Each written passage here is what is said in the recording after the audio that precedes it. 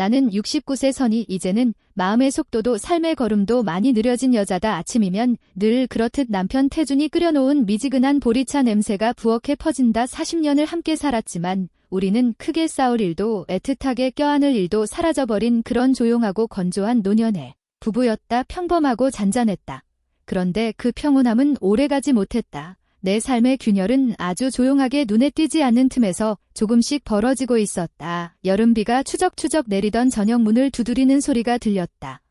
언니 문을 열자 여동생 영진이 얼굴을 반쯤 젖은 채로 서 있었다. 눈은 붉게 부었고 손에는 작은 가방이 하나 들려 있었다. 언니 나 이혼했어 할 데가 없어서 나는 말없이 그녀를 안았다. 돼서 말 안 해도 돼 들어와 우리 집이잖아. 그녀의 몸은 깃털처럼 가벼웠고 심장은 폭풍처럼 떨리고 있었다. 하지만 나는 그날 몰랐다. 내가 받아들인 이 작은 그림자가 얼마나 큰 폭풍이 되어 돌아올지. 처음 며칠간은 괜찮았다. 영진은 많이 지쳐 있었고 태준도 그녀에게 밥을 챙겨주며 적당히 신경 써주는 정도였다.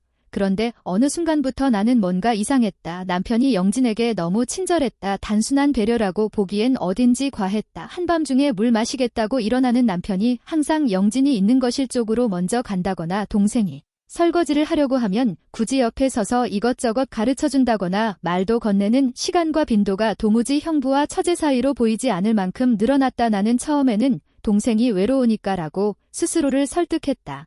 정말 그렇게 믿고 싶었다. 하지만 불편함은 서서히 그러나 확실하게 내 가슴속에 뿌리를 내리고 있었다. 아침 식탁에서도 분위기는 예전과 달랐다. 영진이 말했다. 형부 어제 말한 연금 신청 서류 그거 어디서 찾는다고 했죠? 태준은 자연스럽게 너무 자연스럽게 대답했다.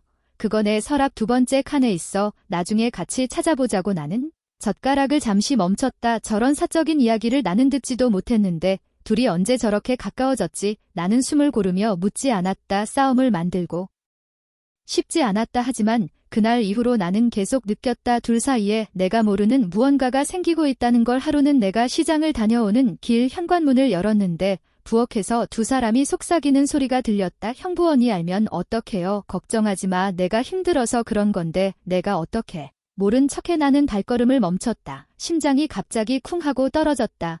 그들은 아직 내가 온 걸 모른 듯 했다. 나는 일부러 소리를 내며 신발을 벗었다. 그제야 남편이 허둥지둥 나오며 말했다. 왔어. 생각보다 빨리 왔네. 나는 아무렇지 않은 척 웃었다. 시장에 사람이 별로 없어서. 하지만 마음은 이미 서늘하게 식어 내려갔다. 그날 이후 나는 잠을 쉽게 이루지 못했다. 심장이 쿵쿵 뛰고 귀는 문밖의 인기척에 지나치게 예민해졌다. 그런데 어느 밤 나는 또 들었다. 작은 목소리. 부엌 쪽에서 들려오는 낮고 가까운 대화. 영진 형부 이러면 언니에게 태준 조용히 해. 너만 힘든 거 아니잖아. 나는 그 말을 듣고 이불을 꽉 쥐었다. 손가락이 파랗게 될 만큼. 왜?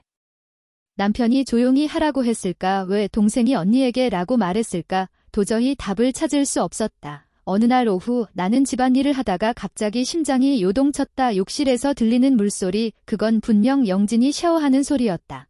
그런데 그 앞을 지나가던 순간 문틈 아래서 그림자가 하나 더 보였다. 두 개. 나는 그대로 얼어붙었다. 심장이 멎는 것 같았다. 호흡이 막혔다. 그 순간 영진의 목소리가 문 너머에서 들렸다. 형부 제발 이러지 마요. 나는 손에서 걸레를 떨어뜨렸다.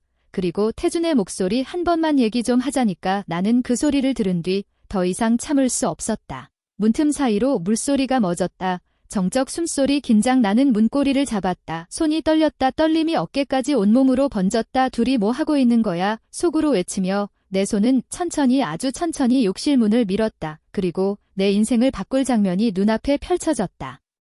문은 거의 소리 없이 열린다. 하지만 내 가슴은 천둥처럼 울렸다. 문틈 사이로 젖은 습기와 샴푸 향이 피어오르고 하얀 수증기가 천천히 흘러나왔다. 그 속에서 두 사람의 모습이 드러났다. 남편 태준은 젖은 바지를 허겁지겁 올리고 있었고 동생 영진은 샤워 커튼을 붙잡은 채 눈을 크게 뜨고 서 있었다. 얼굴은 잿빛, 몸은 떨리고 있었다. 나는 숨조차 쉬지 못했다. 말도 나오지 않았다. 그리고 겨우 가슴을 찢는 한마디가 튀어나왔다. 둘이 뭐 하는 거야? 시간은 멈춘 것 같았다. 세 사람 사이의 공기는 얼어붙었다. 태준이 먼저 외쳐 오해야. 당신 생각하는 그런 거? 아니야. 영진은 아무 말도 하지 못하고 그저 떨리는 입술만 달싹였다. 나는 남편을 노려봤다. 그럼 설명해봐. 내 여동생이 샤워하는 욕실에 왜 들어가 있는 건데? 태준의 얼굴이 하얗게 질렸다. 난 그냥 얘기하러 들어간 거야. 밖에서 들리면 오해할까봐. 그래, 그럼 왜 바지가 젖어 있는데? 그는 아무 대답도 하지 못했다. 영진이 그제야 힘겹게 입을 뗐다. 언니 나도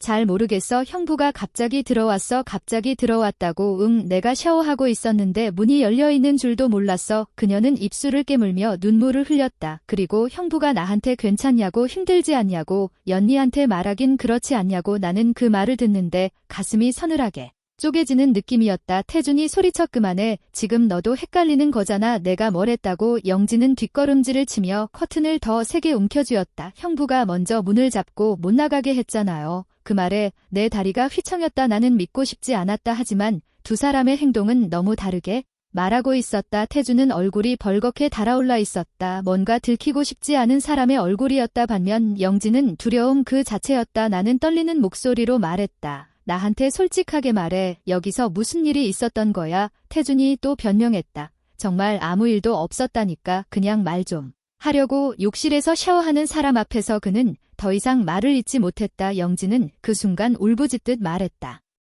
언니 나도 너무 무서웠어. 형부가 갑자기 내 팔을 잡고. 그만. 태준이 소리쳤. 목소리는 떨렸고 눈동자는 흔들렸다. 그 순간 나는 알았다. 남편이 숨기려 하고 있다는 사실을. 태준은 결국 나를 바라보며 말했다. 당신은 왜 내 말을 안 믿어? 내가 40년 동안 어떤 사람으로 살았는지 모르나? 그럼 정말로 당신은 욕실에서 샤워 중인 여동생한테 들어가서 그저 걱정돼서 이야기를 했다는 거야? 그래. 나는 헛웃음을 터뜨렸다. 바지는 왜 젖었는데? 그는 또 대답하지 못했다. 입술만 떨렸다. 나는 그의 눈을 똑바로 보았다. 난 널 믿을 수가 없어. 그 말이 떨어지는 순간 태준의 얼굴이 일그러졌다. 그리고 소리쳐. 그래, 당신은 원래 날 믿지 않았어. 당신은 항상 나를 의심했지. 그 말은 마치 내가 잘못한 것처럼 들리게 만들고 있었다. 영진은 바닥에 주저앉았다. 수증기 속에서 그녀의 몸은 작게 떨렸다. 언니 정말 미안해. 나 일부러 그런 거 아니야. 나는 그녀에게 다가가고 싶었지만 한 발짝도 움직일 수 없었다. 배신감이, 충격이, 공포가 나를 움직이지 못하게 했다. 영진은 계속 말했다. 언니 나 진짜 형부가 이렇게까지 할 줄 몰랐어. 태준이 외쳐. 거짓말 하지 마. 내가 오해한 거잖아. 내가 뭘 했다고? 하지만 그 순간 나는 남편의 얼굴에서 전혀 억울해 보이지 않는 표정을 보았다. 그건 들켜서 당황한 사람의 얼굴이었다. 나는 목이 찢어지는 듯한 목소리로 말했다. 나 오늘 둘 다 보고 싶지 않아. 태준이 놀란 표정으로 물었다. 뭐라고? 둘 다 내 눈앞에서 사라져. 당신 지금 흥분해서 흥분한 게 아니라 정신이 드는 거야. 나는 욕실 문 앞에서 한 걸음 또 한 걸음 물러섰다. 오늘 밤 난 이 집에서 잘 수가 없어. 그러고 돌아서며 말했다. 이제부터 모든 건 내가 직접 확인할 거야. 그 말은 우리 관계의 끝을 알리는 종소리 같았다. 집안 공기가 찢어질 듯 팽팽했다. 태준은 혼란과 분노로 떨고 있었고 영진은 두려움과 죄책감 속에 울고 있었으며 나는 내 인생이 산산이 깨지는 소리를 들었다. 이제 시작이었다. 이것은 단순한 오해가 아니라 40년 결혼 생활이 무너지는 순간이었다. 그날 이후 은주의 밤은 끝없이 깨어 있었다. 누운 몸은 지쳤지만 머릿속은 계속 같은 장면을 반복 재생했다. 욕실 문틈으로 보였던 그림자, 물 떨어지는 소리, 남편의 낮은 숨소리, 그리고 방금 울다 나온 것처럼 붉어져 있던 여동생의 눈. 은주는 밤새 뒤척이며 스스로에게 말했다. 설마 내가 잘못 본 거겠지. 수진이가 그럴 리 없어. 그리고 종태도 나한테 그러지 않을 사람이야. 하지만 마음은 아니라고 말했다. 믿음이 깨질 때 생기는 미세한 균열은 잠을 재우지 않았다. 다음 날 아침 수진은 평소보다 더 이른 시간에 나가버렸고 종태 역시 말을 절제하며 필요 이상으로 바쁘게 행동했다. 어색함이 공기를 가득 채웠다. 둘 다 왜 저러지? 은주는 그 모습을 보며 더 불안해졌다. 점심 무렵 수진에게 메시지를 보냈다. 언니야, 집에서 말 못했는데 오늘 저녁 시간 돼. 응, 알겠어. 저녁에 갈게. 말투는 평소와 똑같았지만 은주는 왠지 모르게 손이 덜덜 떨렸다. 저녁 수진이 집에 들어서자 은주는 조심스럽게 말을 꺼냈어. 쟤 너랑 종태 무슨 일 있었던 거 아니야? 순간 수진의 얼굴이 굳었다. 눈빛이 흔들렸고 입술이 바짝 말라갔다. 언니 무슨 소리야? 그냥 느낌이 이상해서. 너희 둘 어제 욕실에서 혹시 다쳤다든가 그런 거 아니야? 수진은 한참이나 침묵했다. 그러다 작게 한숨을 내쉬었다. 언니 나 진짜 그런 거 아니야? 큰 소리로 말할 만한 건 아닌데 나 피부염 때문에 온몸에 물 닿으면 따가워서 종태 형님이 약 발라준 거야. 이상하게 보였으면 미안해. 그 말에 은주의 마음은 잠시 누그러졌다. 이유는 그럴싸했다. 수지는 가끔 아토피 증세가 있었다. 은주는 스스로를 탓했다. 내가 너무 예민했나, 괜히 상처받았다고 생각한 건 아닐까. 그러나 마음 한구석에서는 그녀의 흔들린 눈빛이 계속 걸렸다. 밤이 되어 종태가 들어오자 은주는 자연스레 말을 꺼냈다. 여보, 어제 수진이랑 무슨 일 있었던 거야? 종태는 벽에 걸린 시계를 보듯 시선을 피하며 말했다. 아, 그냥 수진이가 약 바르는데 손이 안 닿는다고 해서 내가 조금 도와준 거야. 둘의 설명은 똑같았다. 은주는 안도했지만 동시에 더 불안해졌다. 너무 똑같았다. 말투까지 마치 맞춰 연습한 것처럼. 그래도 앞으로는 내가 도와줄게. 괜히 오해할 일 만들지 말자. 은주가 조심스레 말하자 종태는 불편한 듯 고개를 끄덕였다. 그래, 알았어. 그 순간 은주는 남편의 표정에서 미묘한 짜증과 초조함을 읽었다. 며칠 뒤 은주는 두 사람의 작은 변화들을 계속 목격했다. 말수가 줄어든 종태, 자꾸 집에 오래 머물지 않는 수진, 둘이 있을 때 생기는 묘한 침묵, 무심한 듯 주고받는 눈빛 모두 아주 사소했지만 언니인 은주는 본능적으로 느낄 수 있었다. 뭔가 숨기고 있어. 그게 뭔지는 모르겠지만 은주는 불안감을 털어내기 위해 일부러 밝게 행동했다. 종태에게는 더 따뜻하게 대하고 수진에게는 더 잘 챙겨주는 척했다. 그런데 그럴수록 둘은 더 서로를 피하려 했다. 그 모습은 오히려 확신을 만들었다. 어느 저녁 은주는 둘이 주방에서 마주친 장면을 보았다. 수진은 물을 따르다 종태의 손등과 살짝 스쳤고 종태는 놀란 듯 손을 뒤로 뺐다. 둘 다 멍해졌다. 은주는 숨을 멈췄다. 그 짧은 순간에 담긴 감정은 설명할 수 없는 어떤 것이었다. 놀람, 미안함, 아니면 숨기고 싶은 감정. 그때 은주의 입에서 갑자기 말이 튀어나왔다. 너희 둘 사이에 혹시 나만 모르는 무슨 일이 있는 거야? 종태와 수지는 동시에 고개를 들었다. 얼굴이 순식간에 굳었다. 언니, 무슨 말이야? 여보, 그게 아니라. 그러나 은주는 이미 그들의 반응에서 답을 읽고 있었다. 두 사람의 표정에는 어제도 오늘도 내일도 숨기고 싶은 어떤 진실이 어른거리고 있었다. 그리고 그 진실은 은주의 세계를 조금씩 무너뜨리고 있었다.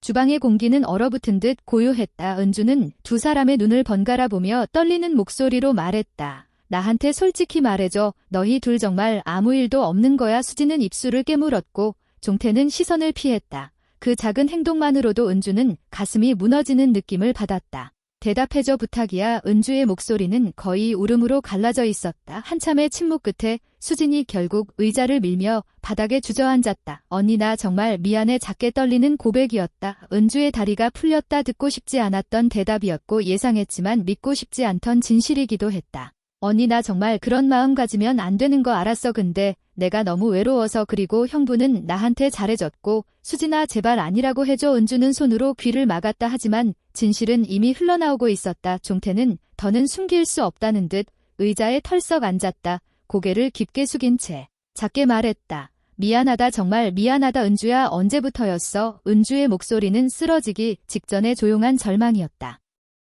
욕실에서 그날. 그게 처음은 아니었어. 그 말에 은주는 그대로 바닥에 무너졌다. 수지는 흐느끼며 계속 미안해 언니, 미안해만 되뇌었다. 하지만 은주의 귀에는 더 이상 아무것도 들어오지 않았다. 가슴이 바닥으로 꺼져내리는 소리만 들릴 뿐이었다. 그날 밤 은주는 집을 나왔다. 비가 내리고 있었지만 우산도 챙기지 않았다. 내가 뭘 잘못한 걸까? 내가 부족했던 걸까? 아니었다. 은주는 누구보다 노력하고 사랑했고 인내했다. 못난 건 그녀의 사랑을 배신한 두 사람이었다. 그녀는 새벽까지 거리를 걸으며 수없이 고민했다. 그리고 결국 하나의 결론에 도달했다. 두 사람 모두 내 인생에서 지워야겠다. 다음 날 아침 은주는 집으로 돌아와 단호하게 말했다. 종태씨, 우리 여기까지 합시다. 이혼해요. 종태는 울먹이며 잡으려 했지만 은주는 단호했다. 수진에게는 조용히 말했다. 너는 내 동생이지만 오늘 이후로 나는 너를 가족으로 부르지 않을 거야. 수진은 주저앉아 오열했지만 은주는 단 한 번도 뒤돌아보지 않았다. 왜냐하면 뒤돌아보는 순간 다시